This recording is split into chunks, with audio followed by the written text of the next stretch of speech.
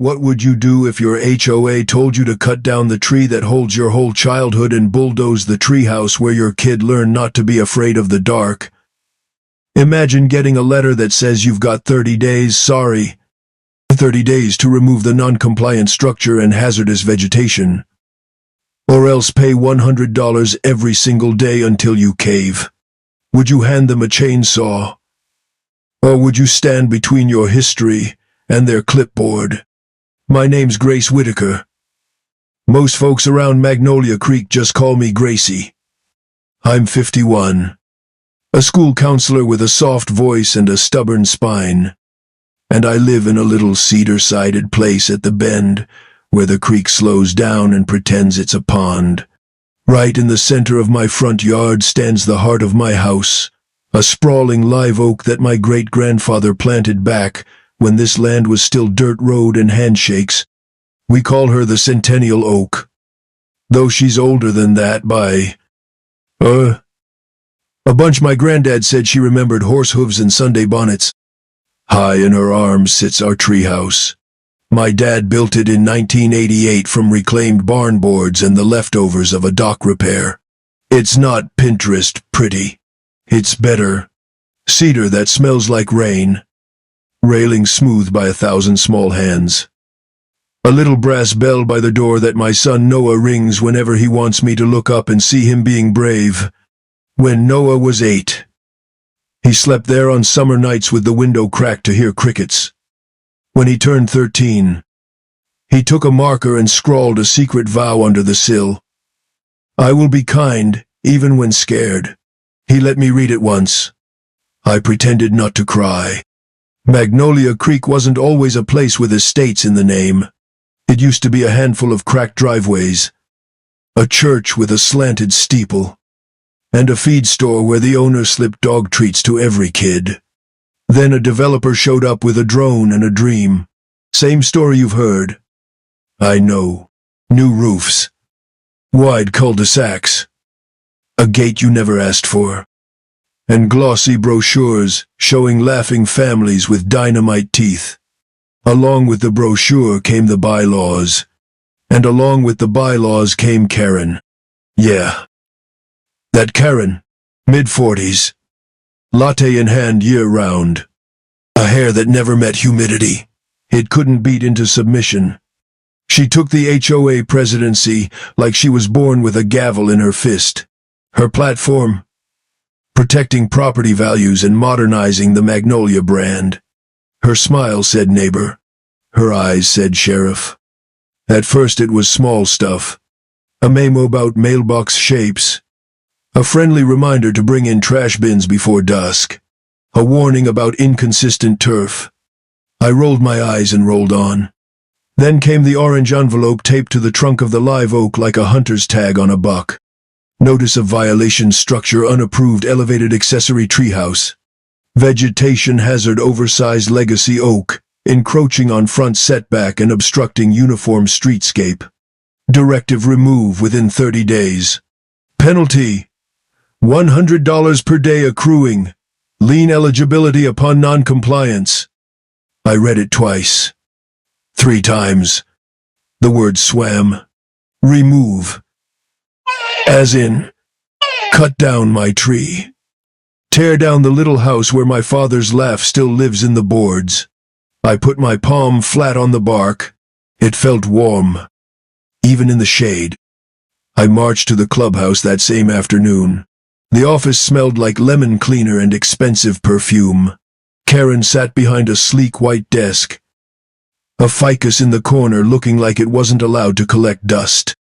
Hi, I said, keeping my voice steady.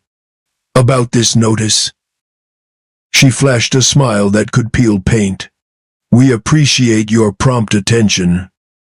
Grace, the board is committed to a cohesive aesthetic. My oak is not an aesthetic, I said. She's a century of shade and birthdays and hide and seek. The treehouse is safe. My dad was a carpenter, not a hobbyist.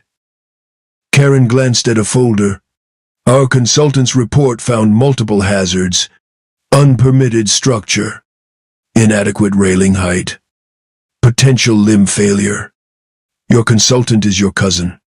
Karen, I said, because Magnolia Creek is small and the internet is bigger. He wrote railing height with no second E. She tapped her pen, unbothered. You're welcome to appeal at the next meeting, but the board has standards. Legacy elements. The way she said legacy made it sound like mold must align with the community vision. What vision is that? A curated, modern streetscape? I stared at her. You want to curate my oak. Rules are rules, she said. And I swear the ficus flinched. On my way home, old Mr.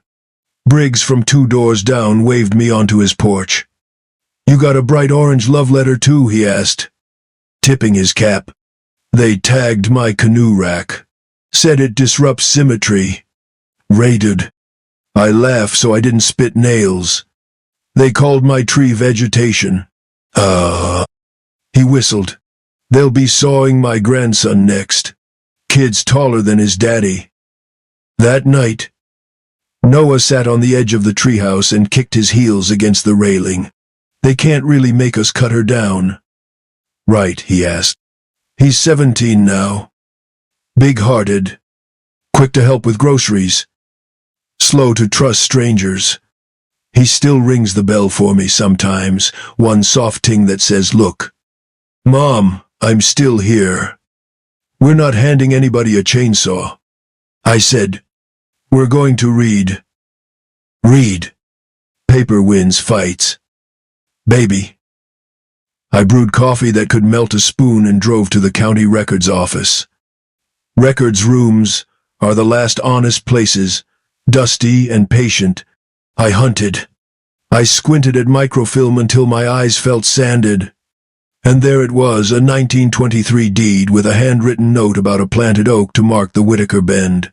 A black and white photo of my great-grandfather standing beside a sapling the size of a broom handle.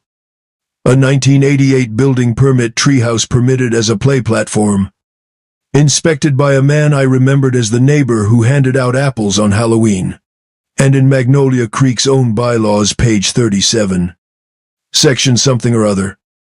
Right after the nonsense about seasonal wreath diameter. This little miracle sentence. Legacy structures and heritage trees established prior to association formation shall be exempt from aesthetic uniformity requirements, provided they are maintained in safe condition and do not present an immediate hazard. Immediate hazard. The centennial oak has shrugged off hurricanes and ice storms that peeled shingles off Karen's magazine house. Safe condition. My dad sistered those joists, bolted the posts through live wood with padded washers, and left behind a notebook labeled Treehouse Bible, with maintenance dates like some people keep prayer journals. I copied everything, highlighted the clause so thick you could see it from the moon. On my way out, I borrowed OK. Bought for 50 cents. A county pamphlet on heritage trees.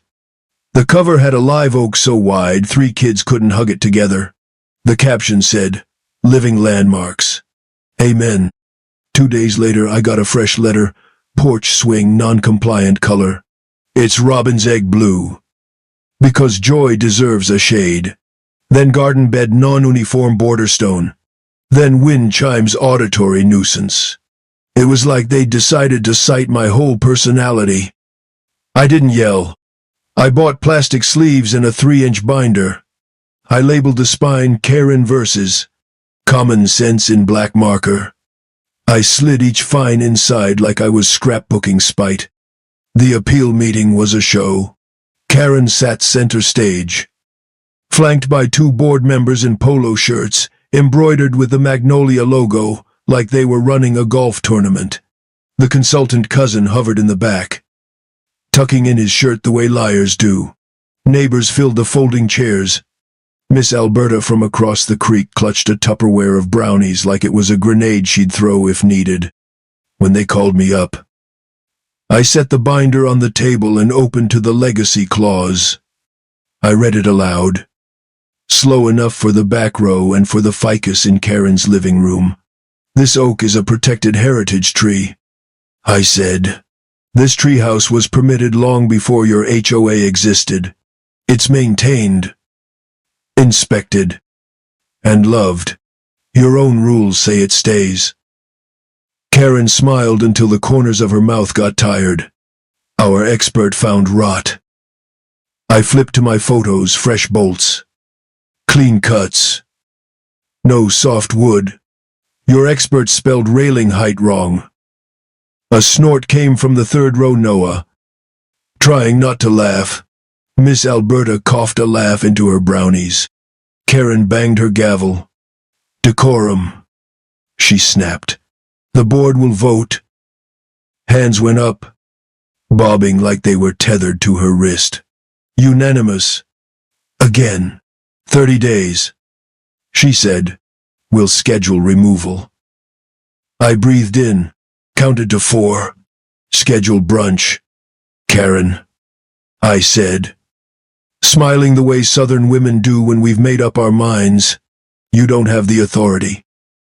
Try us, she said. Okay. I said, I will. I drove home with my jaw set and my heart pounding. Mr. Briggs was waiting with a thermos. How bad, he asked.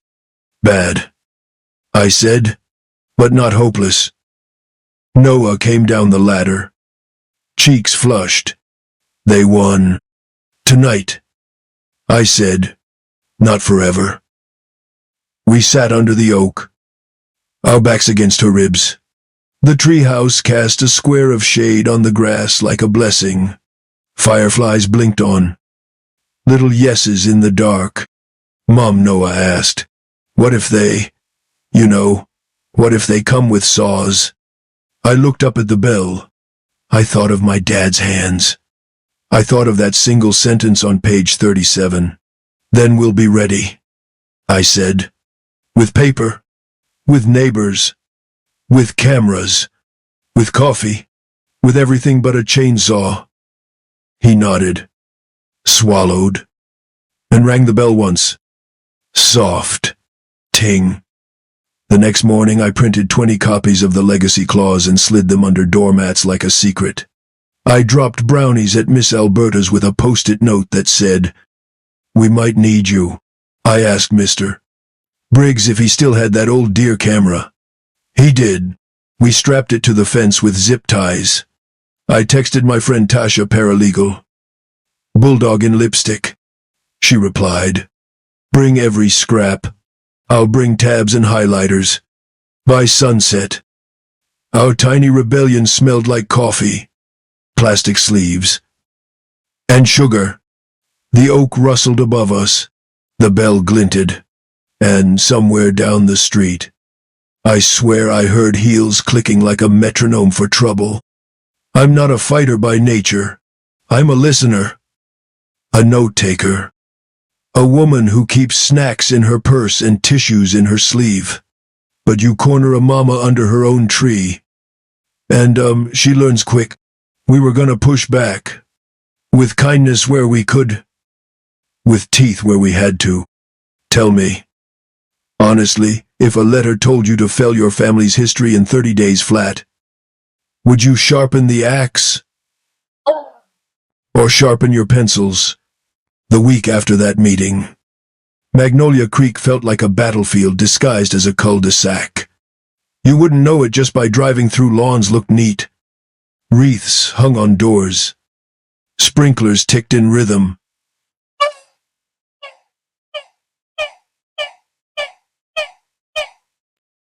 Everyone whispered about the oak. The board kept piling it on.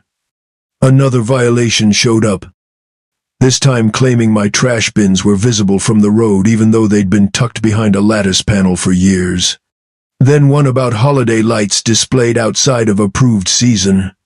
It wasn't even March yet. The string lights under our porch eaves had been there since Christmas because, well, joy doesn't need a deadline. I tucked each fine neatly into the binder, sliding them into sleeves until the whole thing weighed more than a newborn.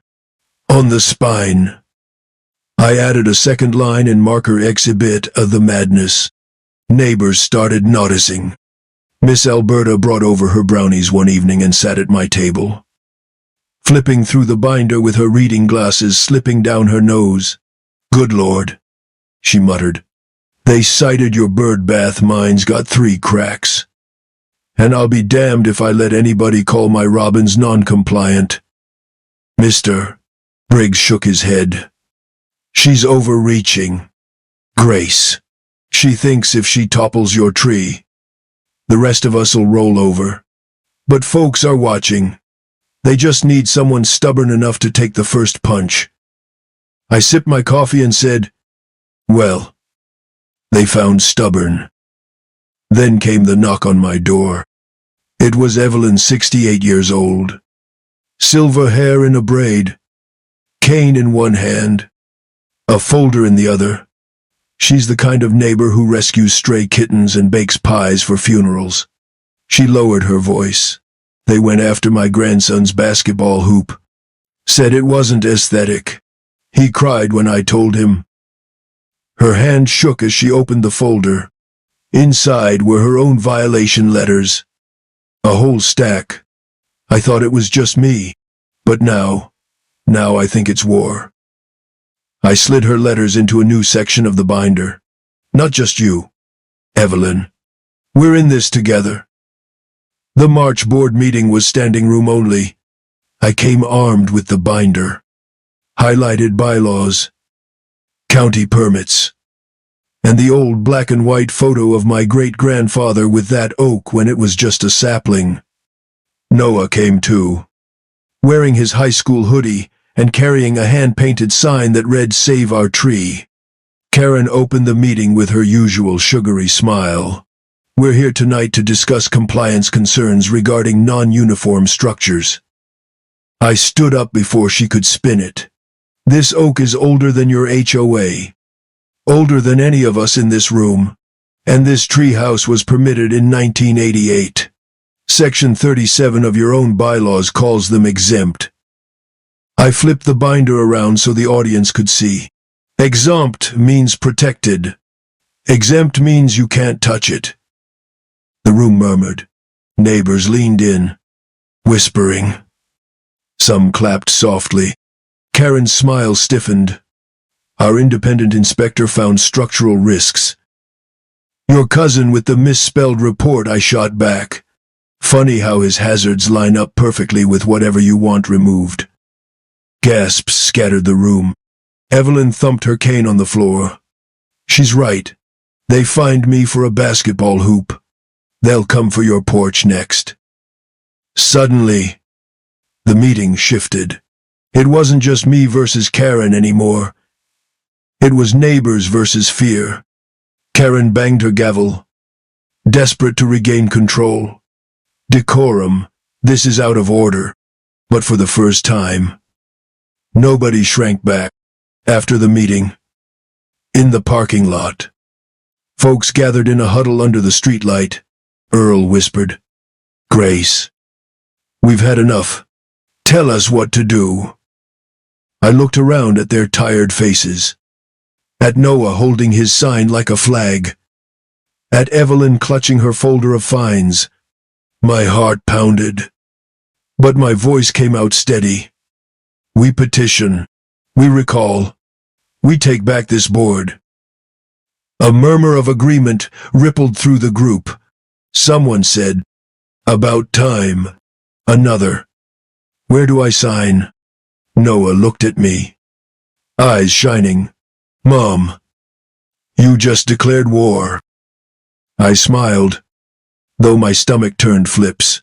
"No, baby. I just declared home." That night, back under the oak, I sat with the binder open on my lap. The branches arched overhead, steady as a cathedral. The bell by the treehouse door swayed in the breeze, giving one soft ting, like it was agreeing. "All right," I whispered to the night. "Let's fight this the right way." The very next morning, I printed out petition forms on my old inkjet. The one that rattles like a freight train every time it spits out a page. Across the top I typed, "Recall. Petition. Magnolia Creek. HOA Board We. The undersigned homeowners. Call for the immediate removal of President Karen Whitmore and current board members due to misuse of authority. Selective enforcement and harassment." It looks simple on paper, but in a neighborhood like ours, it was dynamite. Noah helped me fold the forms into neat stacks. "How many signatures we need?" he asked. I flipped through the bylaws. Binder open to the section on recalls. Majority of households. 51%. That's about 70 families. He whistled. 70. Huh. That's a lot of doors. Then we'd better start knocking. Our first stop was Earl. He signed without hesitation, pressing so hard the pen nearly ripped the page. "She fined me twice for my canoe rack," he muttered. "Been in the same spot since Reagan was in office."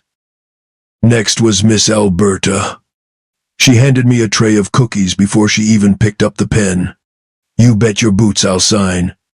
They told me my wind chimes were non-uniform sound elements. Non-uniform. Not marching band. Word spread fast. Some folks were nervous, afraid of retaliation. But when they saw how many signatures we'd already gathered, their fear melted into resolve. "If we all sign," Evelyn told one neighbor, "they can't fine us into silence." By the end of the week, we had 30 names. By the end of the second week, 50. That's when Karen noticed. Suddenly, letters doubled. Neighbors got citations for things so ridiculous they sounded like jokes. Garden hose. Improperly coiled. Doormat exceeding approved dimensions. Mailbox tilt variance.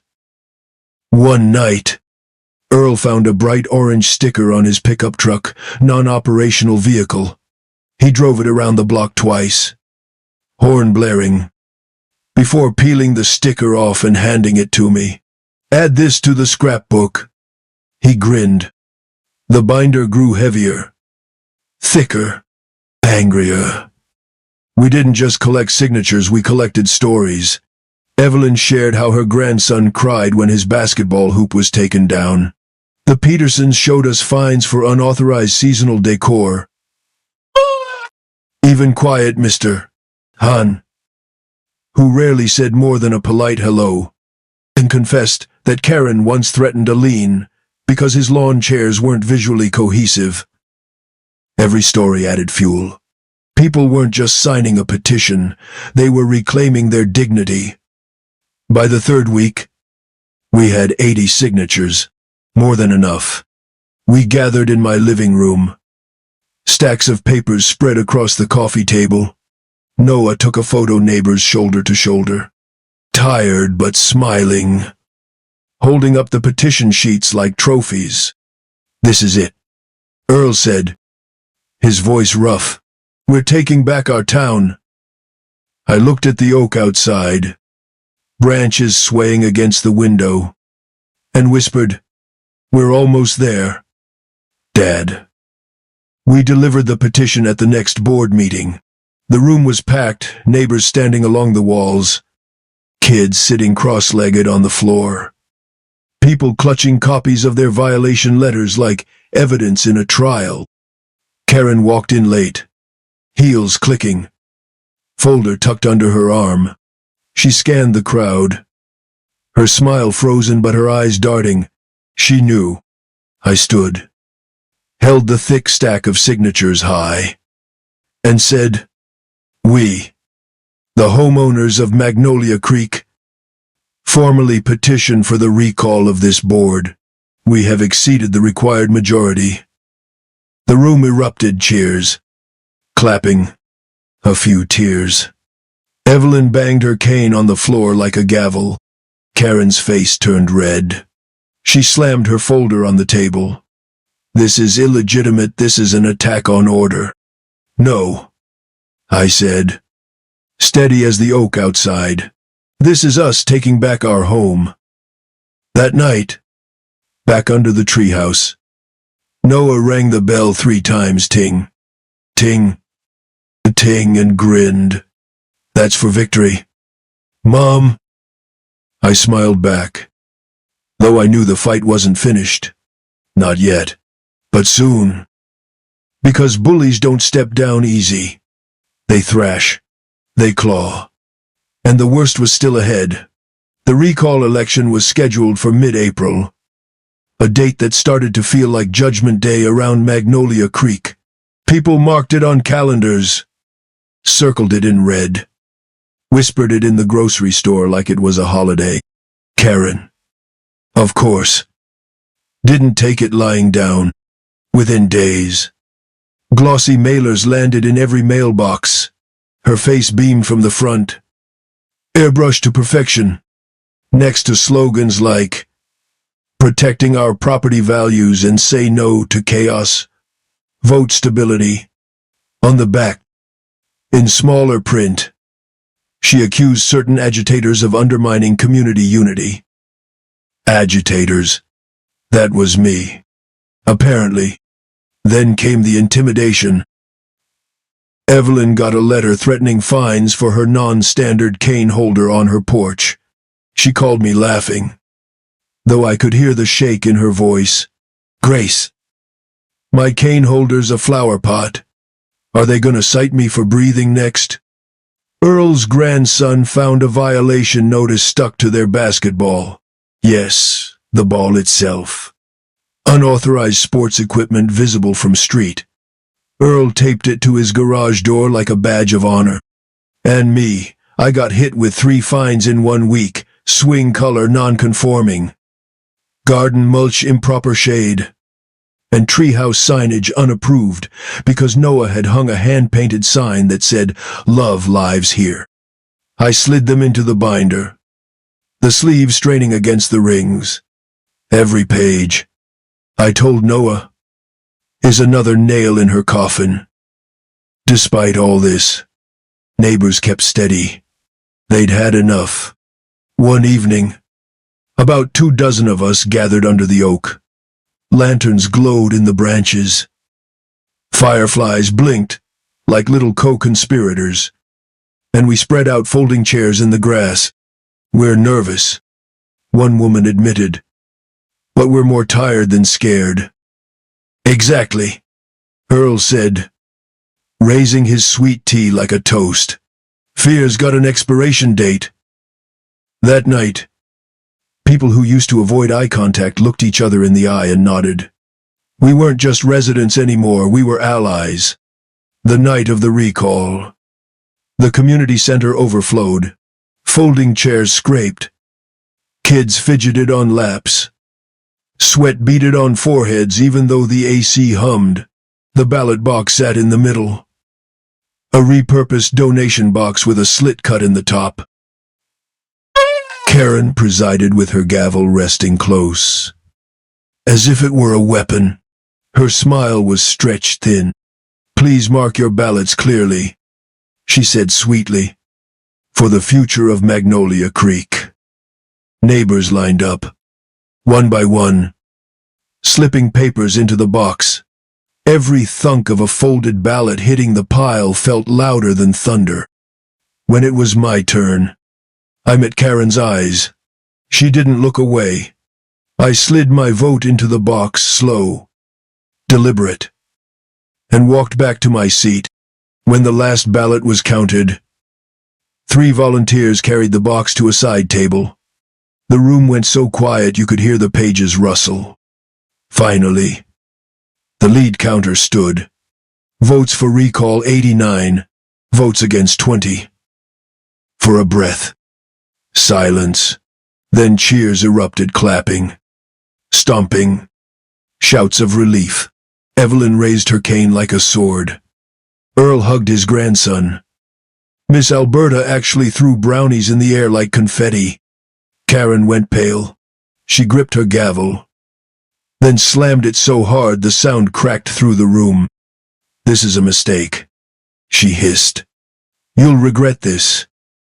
Then she stormed out, heels clicking sharp as gunfire.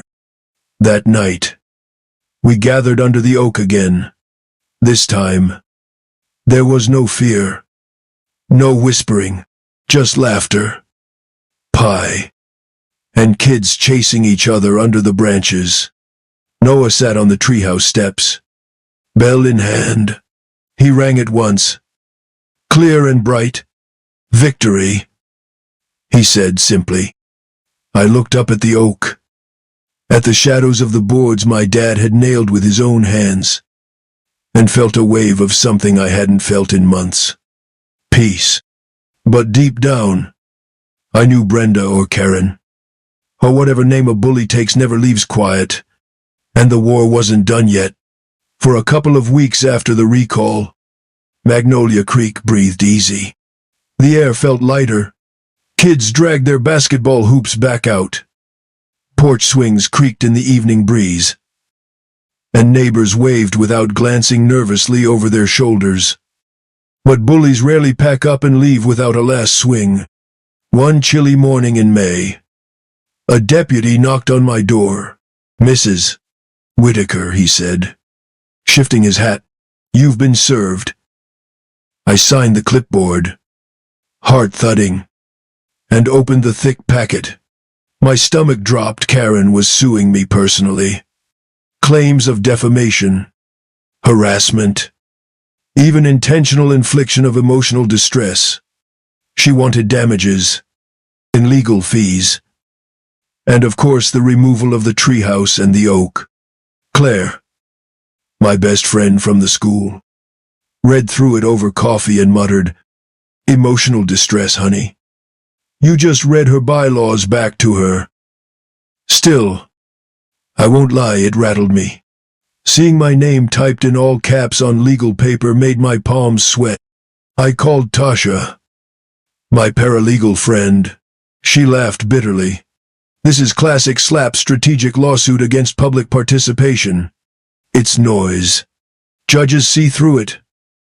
Sure enough, at the hearing, the judge barely skimmed the first page before saying, "Dismissed with prejudice," just like that. Gone. Karen stormed out of the courtroom, not even looking at the judge. She stared straight at me instead, eyes burning. I thought maybe that would be the end. But then, one night in June, my phone buzzed with an alert from the deer cam. Earl had strapped to the fence by the oak. Two figures in hoodies crouched near the tree, flashlight beams cutting across the grass. One carried a cordless saw.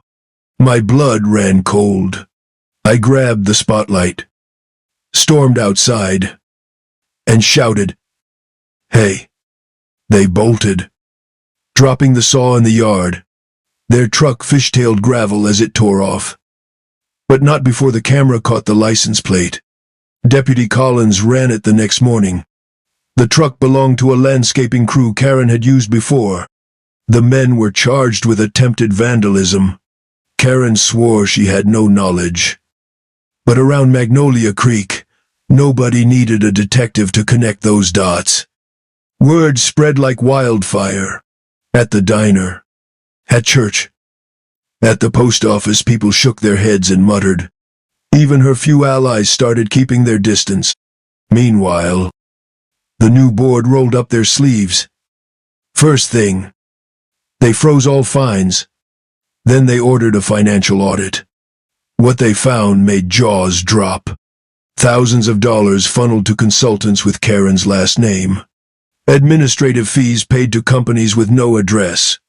Money that should have gone to road repairs and playground maintenance stuffed into phantom invoices. At the next open meeting, Carla, the new president, stood tall.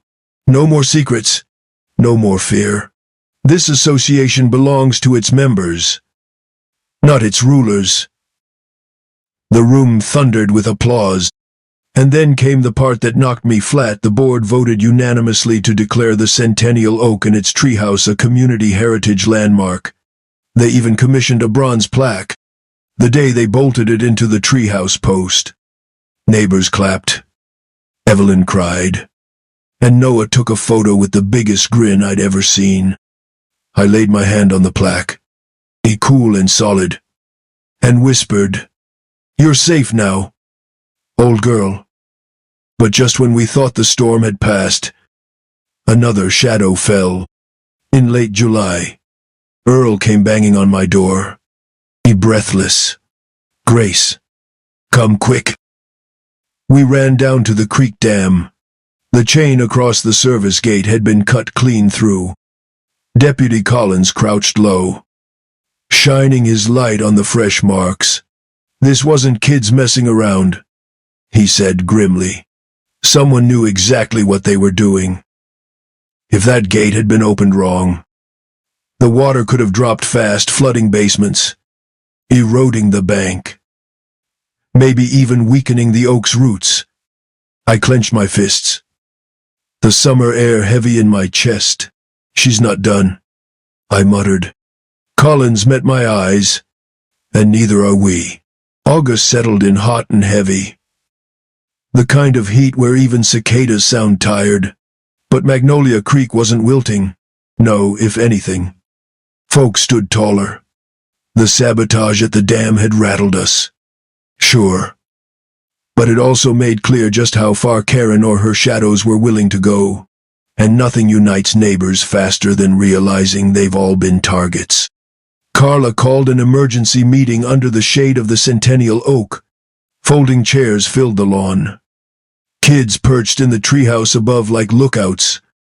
I half expected Karen to come storming down the street in her heels. But she never showed. Carla raised her voice so everyone could hear. "They're proof. Proof that Magnolia Creek is stronger than fear. From now on, no decision about our neighborhood will be made behind closed doors." Applause cracked like fireworks. The board set up something brand new, the Neighbor Relief Fund. Instead of raking in fines, money was pooled for real needs. Evelyn's porch got reinforced. Earl's roof was patched before the next storm rolled in. A young couple down the block got help when their baby was born. Premature and hospital bills stacked up. At meetings now, people brought casseroles. Kids played tag while adults voted on things that actually mattered, like fixing potholes and adding benches to the park. It felt like community again. Meanwhile, the centennial oak transformed into something bigger than my family's memory. It became the symbol of Magnolia Creek. Local reporters started calling it the tree that stood. They ran a photo of Noah sitting in the treehouse with the bell string in his hand, smiling like he'd just conquered the world. Letters poured into my mailbox from strangers in other states. One from Oklahoma said, "They fined me for a tomato garden. Your fight gave me the courage to push back." Another from Georgia, "Our HOA forced us to cut down my mama's dogwood tree. I wish we'd had your stubbornness." I sat on the porch one evening reading those letters, the oak rustling above, and felt both proud and sad. Proud we'd stood. Sad so many others still lived under the weight of fear. Then came September, and with it the first Heritage Festival. Neighbors strung lanterns from the branches. Kids painted banners. Earl manned his smoker with brisket that made your knees weak. Families set up booths with old photographs, quilts, and recipes. Evelyn put her bird bath on display like royalty. As the sun dropped, everyone gathered under the oak. The bronze plaque glowed in lantern light. Carla lifted the mic. "This tree was nearly erased," she said, voice steady. "But together, we saved it. And in saving it, we saved more. We saved ourselves." She handed me the mic. My knees trembled. But when I looked out at all those faces, neighbors who'd once lived in fear, now laughing under lanterns, I found my voice. All I did was refuse to hand them a chainsaw. I said, "The rest, that was you. Every one of you who signed, who stood, Who said enough? This tree is ours now, and if anybody else out there's fighting their own battle, let them see what we did here. The cheer rolled through the park like thunder. Noah rang the treehouse bell 3 times, each ting cutting through the night like a victory song. That night, after everyone went home, I sat under the oak in the quiet. The bark was rough against my back, steady and alive. "Granddad," I whispered, "we kept her safe. She's not just ours anymore. She's everyone's." The wind rustled the branches, leaves whispering like an answer. And for the first time in months, I slept without fear. October rolled in with cool mornings and a sky so clear it looked scrubbed clean. The fear that once clung to Magnolia Creek had melted away, replaced by something stronger: pride. You could see it in the way people waved from porches, in the laughter of kids chasing each other down the cul-de-sac, even in the little touches: porch swings painted bright colors, flower beds exploding with sunflowers, birdhouses nailed to every fence. The centennial oak stood in the middle of it all, steady as a lighthouse. Folks stopped by just to touch the trunk, to let their kids climb the roots, to snap a picture beside the bronze plaque. The treehouse became a gathering spot. Book clubs met there. Kids whispered secrets. And on Friday nights, teenagers sat with guitars, strumming songs into the branches. It wasn't just my family's anymore. It belonged to everyone. Then came the letter that nearly knocked the breath out of me. The State Historical Commission had accepted Carla's nomination. The Centennial Oak and its treehouse were to be officially recognized as a state historic landmark. The ceremony was set for spring, but the news alone lit up the neighborhood. Evelyn cried right there at the mailbox. Earl slapped the letter against his palm and said, "Well, ain't that something? Your granddad planted a state treasure." That night, Noah sat on the treehouse steps, reading the letter again and again. "Mom," he whispered, "this means it'll always be here. Right? Even when I'm gone." I put my arm around him. "That's exactly what it means." Meanwhile, the world outside Magnolia Creek kept paying attention. News outlets picked up the story, the tree that beat the HOA. Reporters came by with cameras, interviewing neighbors under the oak. A radio station even broadcast live from the Heritage Festival grounds, calling it a small town's victory against overreach. And the letters kept pouring in. From Michigan, they tried to find me for keeping chickens. "Your fight gave me courage to start a petition." From California, our HOA told us to paint over my grandmother's mural. We said no. From Florida, they banned rain barrels. After hearing about Magnolia Creek, we're organizing. I sat on the porch one evening, reading them aloud to Claire and Noah. My chest swelled with pride. But there was sorrow too. Too many people were still fighting battles they shouldn't have to fight. By November, the oak had become more than a tree. It was a beacon. The board hosted a lantern walk. Families carried jars with candles. Children strung lights from branch to branch. And the whole neighborhood walked together beneath the glowing canopy. When the treehouse bell rang, everyone cheered. Carla stood before the crowd and said, "This is what home looks like. Not fines. Not fear. Not one person's vision of perfection. Home is memory. Community. History alive and unashamed." The cheer that followed rattled the leaves. That winter, with frost on the grass and stars sharp as glass, I walked out to the oak alone. I laid my hand on the bark, cool and rough, and whispered, "We did it. You're safe.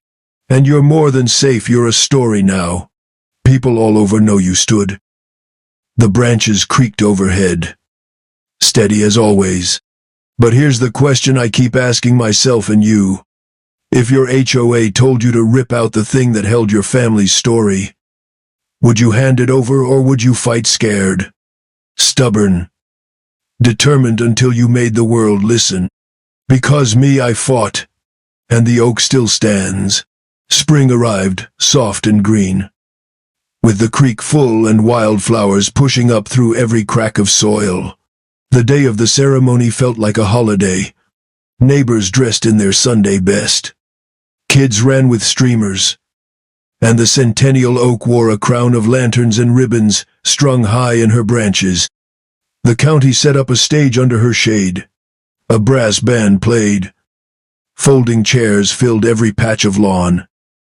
And folks who'd once only waved politely now hugged like family. When the state commissioner stepped forward to unveil the plaque, the crowd went silent. The cover slipped away, and the bronze gleamed in the sunlight. Centennial Oak and Whitaker Treehouse, established 1923, preserved as a state historic landmark. Applause exploded, loud enough to echo down the creek. Evelyn cried openly. Earl raised his cap to the sky, and Noah rang the treehouse bell so hard it chimed like a church tower. When they handed me the microphone, my knees trembled. But then I looked out at faces flushed with pride, at kids perched in the treehouse windows, at neighbors who had chosen courage over fear, and I found my words. This oak was almost lost to rules on paper. I said, but we remembered something stronger than rules: memory, family, community. We stood together. And now this tree will stand for generations. And let this be a message to anyone still fighting: don't bow. Don't let anyone take away what love built. The crowd roared. Lanterns swung. And the branches above us whispered like applause of their own. That evening, after everyone drifted home, I sat beneath the oak in the quiet. The new plaque glowed faint in the lantern light. The boards of the treehouse creaked with the memory of my father's hammer, of Noah's laughter, of nights when I'd thought we'd lose it all. I closed my eyes and whispered, Granddad, we did it. She's safe. The wind moved through the leaves, soft as a hand on my shoulder. Now, every morning when I sip my coffee on the porch, I look at the oak. She's not just a tree. She's proof. Proof that neighbors can stand together. Proof that paper bullies can be beaten. Proof that history matters more than curated aesthetics. And every evening, when Noah rings the bell, sometimes just for the joy of hearing it, I smile. Because it means we're still here. So I'll ask you, one last time, if your HOA told you to tear down your family's story in 30 days flat, would you sharpen the saw, or would you sharpen your courage? Me, I stood. And the oak still stands proud, rooted, and untouchable.